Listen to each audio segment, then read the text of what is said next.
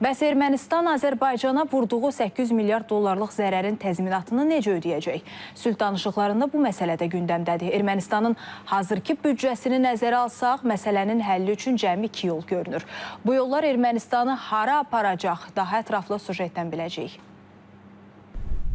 İlkin hesablamalara görə Ermənistanın işğalı nəticəsində Azərbaycana 800 milyard dollardan çox zərər deyib. Bu müddətdə Azərbaycan Qarabağ və Şərqi Zəngəzurdan tamamilə məhrum olunub. Eyni zamanda mülklər, dövlət obyektləri, sənaye, istehsal müəssisələri, tarixi, mədəni, dini abidələr məhv edilib. Azərbaycan ərazilərinin minalardan təmizlənməsi və bərpası üçün həm böyük vəsait, həm də xeyli vaxt lazımdır.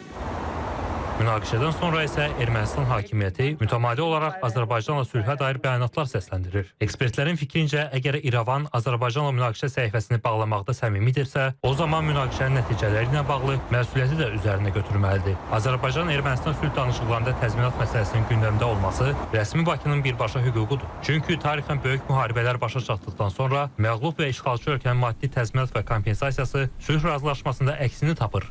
Əgər danışıqlarda və bunu gözləmək olar ki, heç bir nəticə alınmasa, Ermənistan yenə də olduğu kimi öz məsuliyyətindən boyun qaçırmağa siyasətini, taktikasını davam eləsə, təbii Azərbaycan məcburiyyət qarşısında qalacaq ki, bu məsələni beynəlxalq qurumlarda, beynəlxalq məhkəmədə qaldırsın və bunun nəticəsində hansısa şəkildə Ermənistana məsuliyyətə cəlb eləsin.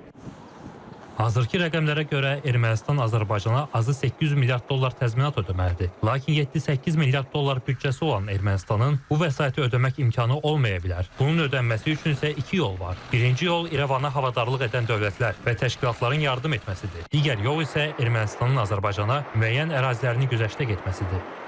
Sərhədlər müəyyən olunmasında biz görürük ki, müxtəlif dəyişikliklər nail olmuş. Axırıncı İkinci Dünya Müharibəsindən sonra işğalçı nasist Almaniya bilirsiniz ki, bəzi ərazilərdən məhrum olub. Yəni belə təcrübələr var. Ona görə Azərbaycan indiki mərhələdə onun həm imkanı, həm siyasi iradəsi mövcuddur ki, tam tarixi ədaləti bərpa eləsin.